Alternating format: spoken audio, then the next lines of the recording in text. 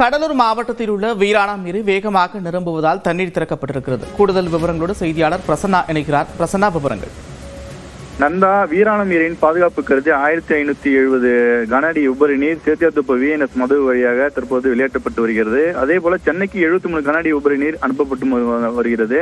வீராணம் ஏரிக்கு உபரி நீர் தொடர்ந்து வருவதால் ஏரியின் பாதுகாப்பை உறுதிப்படுத்தவே உபரி நீர் வெளியேற்றப்பட்டு வருவதாக பொதுப்பணித்துறை அதிகாரிகள் தகவல் தெரிவித்திருக்காங்க.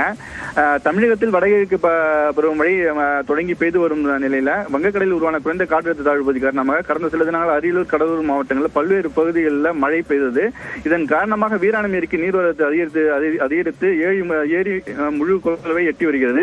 குறிப்பாக அரியலூர் மாவட்டத்தில் பெய்யும் மழை கருவாட்டு வாழ்வடை செங்கல் ஓடை வழியாக வீராணம் ஏரிக்கு நீர்வரத்து அதிகரித்து வருகிறது.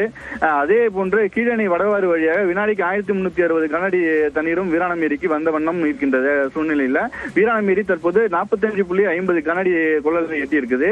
வீராணம் ஏரியின் முழு கொள்ளளவு 47.50 அடியாகும். இந்த ஏரியின் மூலம் சிதம்பரம், காட்டுமன்னார்கோவில், போனரி உள்ளிட்ட பல்வேறு பகுதிகளில் 44,000 ஏக்கர் விளைநிலங்கள் பாசனம் பெற்று வருகின்றது. இந்த ஏரியிலிருந்து சென்னை மக்களுக்கும் குடிநீர் வழங்கப்பட்டு வருகிறது.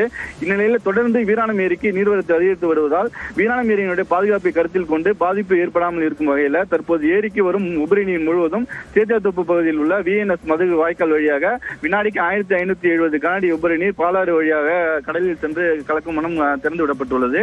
அதே போன்று சென்னைக்கு குடிநீருக்கு 73 கன அடி நீரும் அனுப்பி வைக்கப்பட்டு வருகிறது. மொத்தமாக 1643 கன அடி உபரி நீர் தற்போது பாதுகாப்பு கருதி வெளியேற்றப்பட்டு வருகிறது. நந்தா, நன்றி பிரசன்னா, விவரங்களுக்கு.